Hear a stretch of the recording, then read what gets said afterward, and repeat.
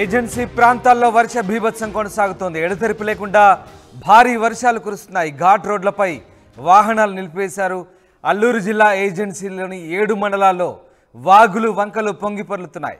గండిపోచమ్మ ఆలయం దగ్గర గోదావరి ఉగ్రరూపం దాల్చింది.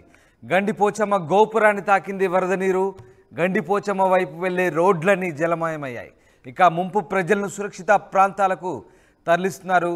గత 2-3 రోజులుగా కురుస్తున్న భారీ వర్షాల నేపథ్యంలో ఒక్కసారిగా గోదావరికి వరద నీరు భారీగా వచ్చి చేరుతుంది. ఈ నేపథ్యంలో గండిపోచమ్మ ఆలయం దగ్గర గోదావరి ఉగ్రరూపం దాల్చింది. అల్లూరు జిల్లాలోని ఏజెన్సీకి సంబంధించినటువంటి 7 మండలాల్లోని వాగులు వంకలు పొంగి పొర్లుతున్నాయి. ఎడతెరిపి లేకుండా కురుస్తున్న భారీ వర్షాలతో ఒక్కసారిగా ఘాట్ రోడ్డుపై వాహనాలు నిలిపివేశారు. నిరాటంకంగా దాదాపు 2-3 రోజులుగా ఎడతెరిపి లేకుండా కురుస్తున్నటువంటి వర్షాలతో ఒక్కసారిగా అల్లూరు జిల్లాలోని ఏజెన్సీ మండలాల్లో పూర్తిగా వాగులు వంకలు పొంగి పొర్లుతున్న పరిస్థితి. ఇక గోదావరి పరివాహక ప్రాంతంలో పూర్తిగా రోడ్లన్నీ కూడా ఎక్కడికక్కడ పూర్తిగా జలమయమైన పరిస్థితి కనబడతా ఉంది. ప్రధానంగా గండిపోచమ్మ గోపురాన్ని వరద నీరు తాకడంతో ఒక్కసారిగా ఆ ప్రాంతమంతా కూడా నీటితో నిండిపోయింది.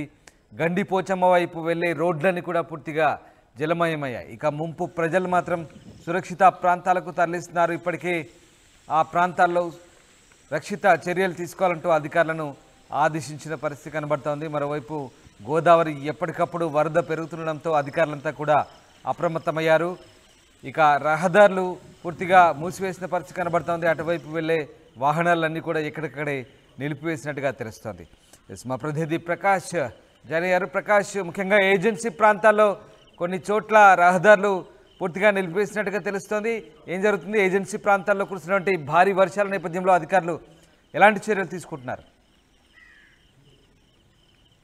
ఎస్ రామదాస్, ఏజెన్సీ ప్రాంతం గత కొన్ని రోజుల నుంచి కూడా ఎడతెరిపి లేని వర్షాలు మొత్తం ఉమ్మడి తూర్పుగోదావరి జిల్లా వ్యాప్తంగా కురుస్తున్నప్పటికీ ఏజెన్సీ ప్రాంతంలో ముఖ్యంగా అక్కడ ఎడతెరిపి లేని వర్షాలు అయితే అక్కడ జనజీవనాన్ని అయితే అస్తావ్యస్తంగా ఉందని చెప్పాలి. ఎందుకంటే గత 3 రోజుల నుంచి కురుస్తున్నటువంటి వర్షాలకైతే వాగులు వంకలు పొంగి ప్రవహించి ఏదైతే ఈ యొక్క కాలువలు ఉన్నాయో అలాగే కాలువలన్నీ కూడా మొత్తం రోడ్లపైన ప్రవహిస్తున్నటువంటి పరిస్థితి. కొన్ని ప్రాంతాల్లో గడ్డి పడడం వంటి పరిస్థితి ప్రధానంగా ఉంది. గత కొన్ని రోజులు చూసుకుంటే ఈ యొక్క ఎగువ ప్రాంతాల్లో వచ్చినటువంటి వర్షాలకి వరద దిగువకు విడుదల చేస్తున్నారు. ఈ నేపథ్యంలో జిల్లాలో కురుస్తున్నటువంటి వర్షాలకైతే పంట పొలాలన్నీ కూడా చెరువులను తలపిస్తున్నటువంటి పరిస్థితి ప్రధానంగా ఒక పక్క కనపడుతుంటే, అలాగే గోదావరి ఉగ్రరూపం దాల్చి ఇప్పటికే గత 3 రోజుల నుంచి కూడా గండిపోచమ్మ ఆలయం నీటిలో ఉన్నప్పటికీ ఇప్పుడు ప్రస్తుతం గండిపోచమ్మ ఆలయానికైతే గుడి గోపురానికైతే వరద నీరు అయితే చేరుకుని ప్రధానంగా ఆలయం పూర్తిగా మునిగిపోయింది. మధ్యాహ్నానికి గుడి గోపురం కూడా కనపడకుండా క్రమం గోదావరి ఉగ్రరూపం అయితే దాలుస్తుందని మనం ప్రధానంగా చెప్పొచ్చు. ఇక్కడ భద్రాచలం వద్ద అయితే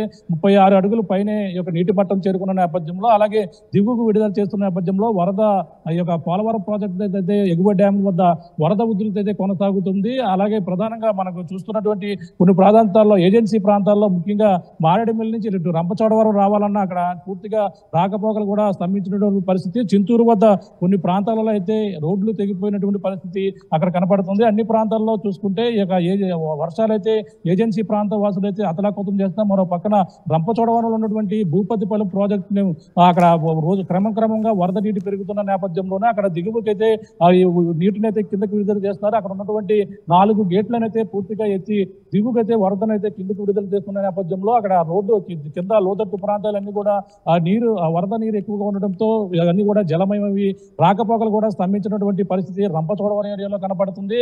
అటుగా ఇప్పుడు దేవీపట్నం వెళ్ళాల్సినటువంటి పూర్తిగా రహదారులన్నీ కూడా నీట మునిగినటువంటి పరిస్థితి. గండిపోచమ్మకి అయితే ఆలయం పూర్తిగా మునిగిపోవడంతో దారులన్నీ కూడా ఈ యొక్క వరద నీటిలో చిక్కుకున్నాయని మనం ప్రధానంగా చెప్పవచ్చు. మొత్తంగా కోనసీమ జిల్లాలో కూడా ఇప్పుడిప్పుడే వరద కష్టాలు మొదలయ్యి గత 4 రోజులు కురిసినటువంటి వర్షాలకైతే పంట పొలాలు ముమ్మడివరం కావచ్చు, అలాగే మండపేట రావులపాలెంలో మొత్తం ఈ యొక్క పంట పొలాలన్నీ కూడా ఇప్పటికే నీట మునిగినటువంటి పరిస్థితి ప్రధానంగా కనపడుతుంది. అంతేకాకుండా మొత్తం ఏదైతే ఇలా లంక గ్రామాలు ఉన్నాయో గండిపేటప్పుడు మొదటగా అక్కడ గండి పడినటువంటి తాత్కాలిక గొట్టు తెగడంతో ఇప్పటికీ పడవలపైన ప్రయాణం చేస్తున్నారు. ముందుగా గత 2 రోజుల నుంచి కూడా సెలవులు ప్రకటించడంతో విద్యార్థులు కూడా ఈ యొక్క ప్రధానంగా నిన్న సెలవు ప్రకటించినప్పటికీ రేపు కూడా ఈ వర్షాలు ఎక్కువగా ఉంటే రేపు కూడా సెలవు ప్రకటించే పరిస్థితి అయితే ప్రధానంగా కనపడుతుంది.